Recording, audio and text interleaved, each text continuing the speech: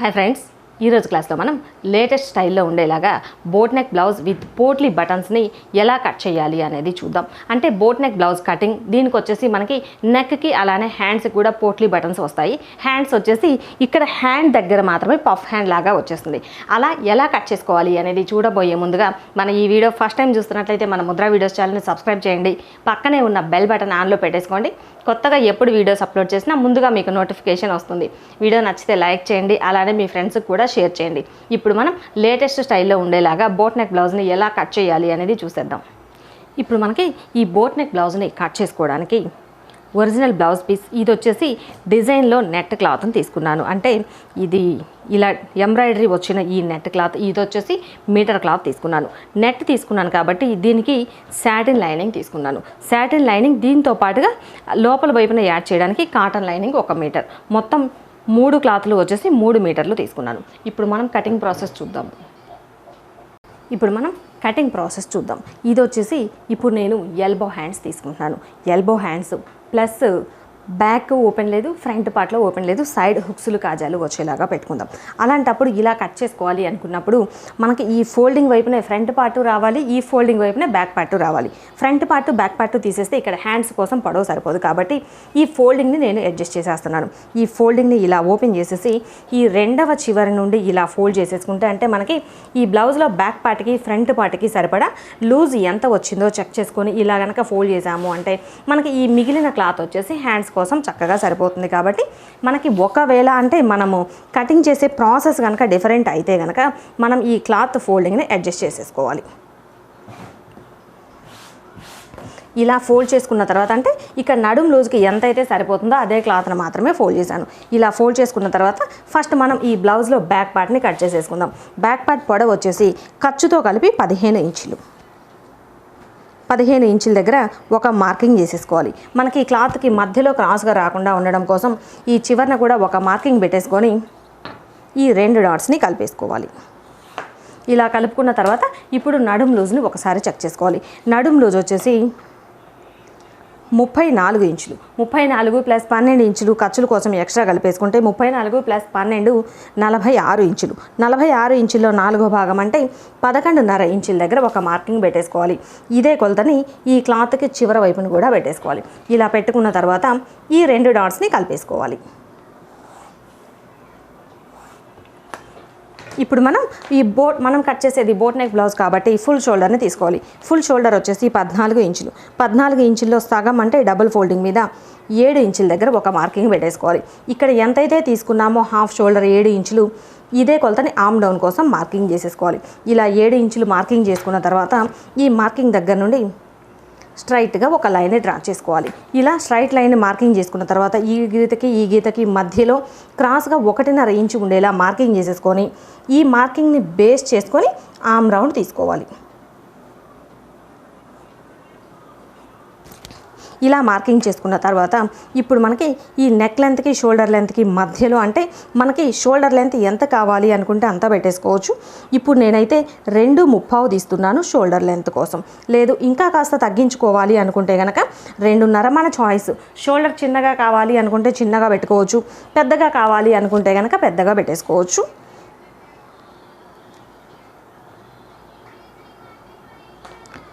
Back పార్ట్లో neck వచ్చేసి 4 inch దగ్గర మార్కింగ్ పెట్టేశాను. ఇలా మార్కింగ్ పెట్టుకున్న తర్వాత ఈ మార్కింగ్ దగ్గర స్ట్రైట్ లైన్, ఈ నెక్ లెంత్ మార్కింగ్ దగ్గర స్ట్రైట్ లైన్ని డ్రా చేసి బోర్డ్ షేప్లో మార్కింగ్ చేసేసుకోవాలి. ఇలా మార్కింగ్ చేసుకున్న తర్వాత మార్క్ చేసిన ఈ పీస్ని కట్ చేసుకోవాలి.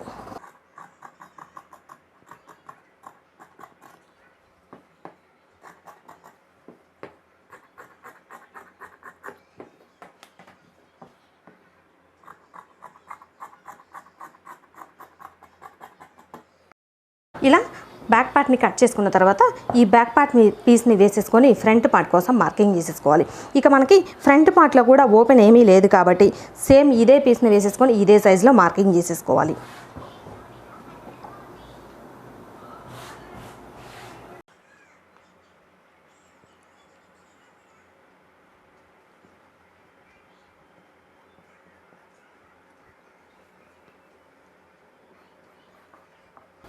ఇలా మార్కింగ్ చేసుకున్న తర్వాత ఇప్పుడు మనం ఈ బ్యాక్ పార్ట్ పీస్ని తీసేసి మిగిలిన ఫ్రంట్ పార్ట్ మెజర్మెంట్స్ తీసుకోవాలి. ఈ ఫ్రంట్ పార్ట్లో ఈ నెక్ డీప్ ఇది సరిపోయింది అంటే ఓకే, లేదు అంటే కనుక ఒక 1/2 ఇంచు పైకి కిందకి కావాలి అనుకుంటే అడ్జస్ట్ చేసేసుకోవచ్చు. ఇప్పుడు నేనైతే ఇదే కొలతని ఫ్రంట్ పార్ట్లో ఈ నెక్ డీప్ కోసం కూడా పెట్టేస్తున్నాను కాబట్టి ఇక్కడ నెక్ పార్ట్లో అయితే ఏమీ మార్చట్లేదు. ఇకపోతే మనకి ఇక్కడ ఈ రౌండ్ తిరిగే దగ్గర ఫ్రంట్ పార్ట్లో లోతు తీయడం కోసం ఈ రౌండ్ తిరిగే దగ్గర 1 ఇంచ్ మార్కింగ్ చేసేసి ఈ 1 ఇంచ్ని బేస్ చేసుకొని మనం ఆర్మ్ రౌండ్ తీసుకోవాలి.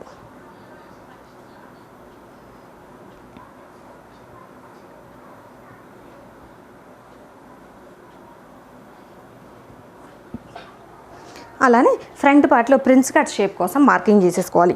ఇక్కడ ఈ పై వైపు నుండి 9.5 ఇంచుల దగ్గర ఒక మార్కింగ్ చేసేసుకోవాలి. 9.5 ఇంచుల దగ్గర ఒక మార్కింగ్ చేసుకున్న తర్వాత ఈ ఫోల్డింగ్ దగ్గర నుండి 4 ఇంచుల దగ్గర ఒక మార్కింగ్ పెట్టేసుకోవాలి. ఈ 2 మార్కింగ్స్ కలిసిన ఇక్కడ నుండి ఒక స్ట్రైట్ లైన్ని డ్రా చేసుకోవాలి.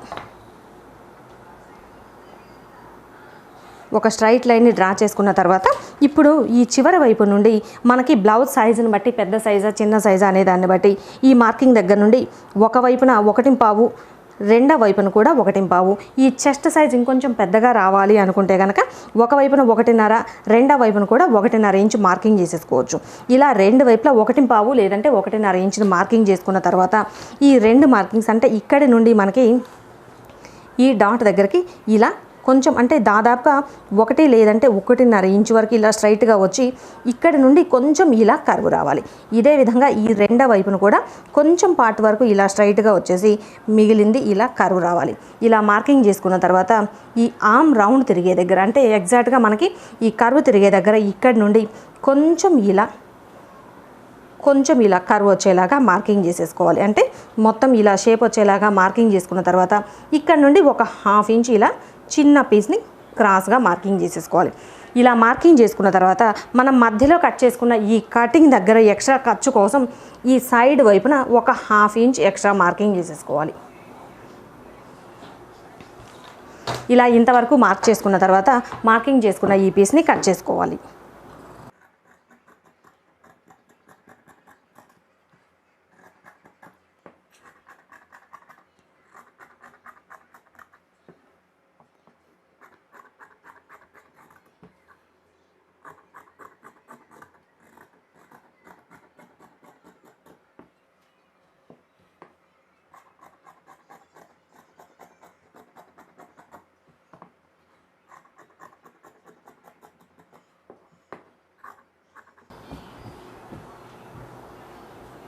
ఇప్పుడు మనం హ్యాండ్ కటింగ్ చూద్దాం. ఇది వచ్చేసి మొత్తం ఈ స్ట్రైట్గా ఉన్న ఈ పీస్ని డబుల్ ఫోల్డ్ చేసేసుకున్నాను. ఇలా డబుల్ ఫోల్డ్ చేసుకున్న తర్వాత మరలా ఇంకొక డబుల్ ఫోల్డ్ చేసుకుంటే మొత్తం 4 మడతల మీద మనకి 2 హ్యాండ్స్ వచ్చేస్తాయి.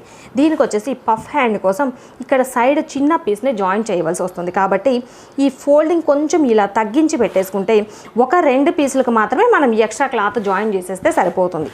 ఇది వచ్చేసి ఈ ఫోల్డింగ్ని మాత్రమే నేను అడ్జస్ట్ చేసేసాను అంతే. ఇలా ఫోల్డ్ చేసుకున్న తర్వాత ఇప్పుడు మనకి హ్యాండ్ పొడవు వచ్చేసి 9.5 ఇంచులు. 9.5 ఇంచులు ప్లస్ పై వైపున చివరి వైపున ఖర్చు కోసం ఒక 1 ఇంచ్ ఎక్స్ట్రా కలుపుకొని 10.5 ఇంచుల దగ్గర ఒక మార్కింగ్ పెట్టేసుకోవాలి. 10.5 ఇంచుల దగ్గర ఇలా ఈ మార్కింగ్ని స్ట్రైట్ లైన్ని డ్రా చేసుకోవాలి. ఇలా మార్కింగ్ చేసుకున్న తర్వాత హ్యాండ్ కర్వ్ కోసం ఈ పై వైపు నుండి 3.5 ఇంచుల దగ్గర ఒక మార్కింగ్ చేసేసుకోవాలి. ఈ 3.5 ఇంచుల దగ్గర కూడా ఇలా స్ట్రైట్ లైన్ని డ్రా చేసుకోవాలి. ఇలా మార్కింగ్ చేసుకున్న తర్వాత ఇప్పుడు మనం హ్యాండ్ చివరి లూజ్ని కొలుచుకోవాలి. హ్యాండ్ చివరి లూజ్ వచ్చేసి 12 ఇంచులు. 12 ఇంచుల్లో సగం అంటే మనకి 6 ఇంచులు వస్తుంది. 6 ఇంచుల దగ్గర ఒక మార్కింగ్ చేసేసుకోవాలి. అలానే హ్యాండ్ 5.5 లేదంటే 6 ఇంచుల దగ్గర హ్యాండ్ లూజ్ని కొలుచుకోవాలి. ఇక్కడ వచ్చేసి 13 ఇంచులు. 13 ఇంచుల్లో సగం అంటే డబుల్ ఫోల్డింగ్ మీద 6.5 ఇంచులు. ఇక్కడ లూజ్ ఎంతైతే వచ్చిందో దీనికి ఒక 1 ఇంచ్ ఎక్స్ట్రా కలుపుకొని ఈ 3.5 కర్వ్ కోసం పెట్టాం కదా, ఇక్కడ మార్కింగ్ చేసుకోవాలి. 6.5 ప్లస్ 1 అంటే 7.5 ఇంచుల దగ్గర ఒక మార్కింగ్ చేసేసుకోవాలి. ఇలా మార్కింగ్ చేసుకున్న తర్వాత ఇప్పుడు ఈ 3 డాట్స్ని కలిపేసుకోవాలి.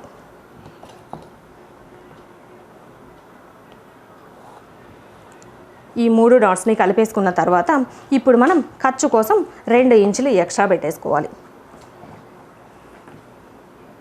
ఖర్చు కోసం 2 ఇంచులు ఎక్స్ట్రా పెట్టేసుకొని ఈ మార్కింగ్ని కూడా కలిపేసుకోవాలి. ఇలా కలుపుకున్న తర్వాత ఇప్పుడు మనం హ్యాండ్ కర్వ్ని తీసుకోవాలి. హ్యాండ్ కర్వ్ని తీసుకోవడానికి ఇప్పుడు మనకి నార్మల్ హ్యాండ్ అయితే కనుక ఇలా కర్వ్ తీసేసుకుంటే సరిపోతుంది.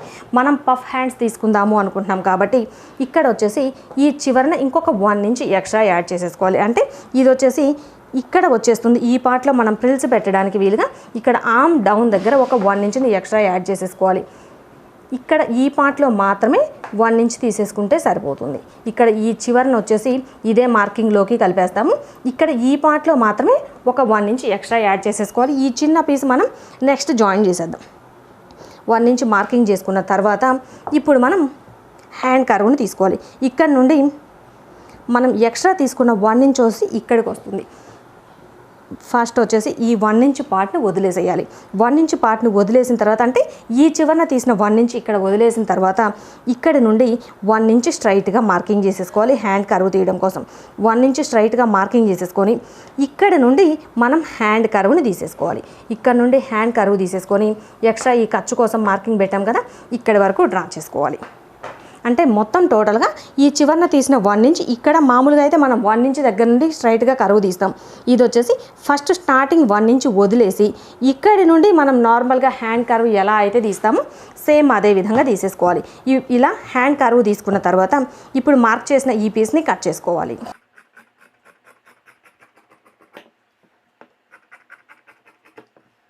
ఇలా హ్యాండ్ పీస్ని కట్ చేసుకున్న తర్వాత మధ్యలో ఫోల్డింగ్ దగ్గర చిన్న టక్స్ని పెట్టేసుకోవాలి.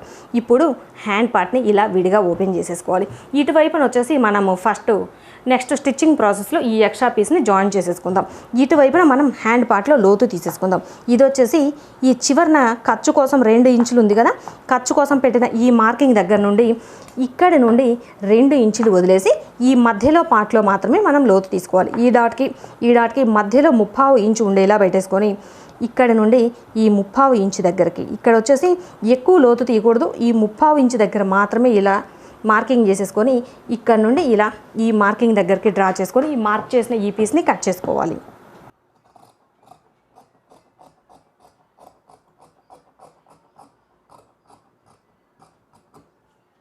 ఫ్రంట్ పార్ట్ లోతు తీసిన వైపున చిన్న టక్స్ పెట్టేసుకోవాలి. ఇలా ఇంతవరకు కట్ చేసుకున్నాము అంటే ఇక ఈ మిగిలిన పార్ట్ని మనం నెక్స్ట్ స్టిచ్చింగ్లో జాయిన్ చేసేసుకుంటే సరిపోతుంది. ఇలా మనం ఫస్ట్ లైనింగ్ పీస్లో హ్యాండ్స్ పార్ట్, బ్యాక్ పార్ట్ పీస్లు, ఫ్రంట్ పార్ట్ పీస్లు ఇంతవరకు కట్ చేసుకున్న తర్వాత ఇక మనం తీసుకున్న ఈ సాటిన్ లైనింగ్ అలానే ఒరిజినల్ నెట్ పీస్ని తీసుకోవాలి.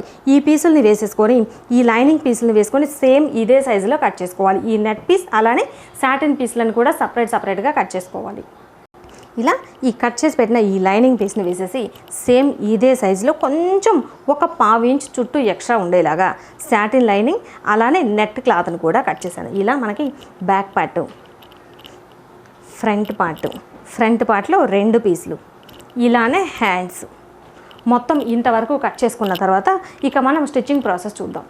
ఇలా ఇంతవరకు మనం ఈ బోట్ నెక్ బ్లౌజ్ని కట్ చేసుకున్న తర్వాత పోట్లీ బటన్స్ని యూజ్ చేసి ఎలా స్టిచ్ చేసుకోవాలి అనేది మనం నెక్స్ట్ క్లాస్లో చూసేద్దాం. ఈ వీడియో నచ్చితే లైక్ చేయండి, అలానే షేర్ చేయండి. ఇప్పటి వరకు మన ఛానల్ని సబ్స్క్రైబ్ చేయనట్లయితే మన ముద్ర వీడియోస్ ఛానల్ని సబ్స్క్రైబ్ చేసుకోండి.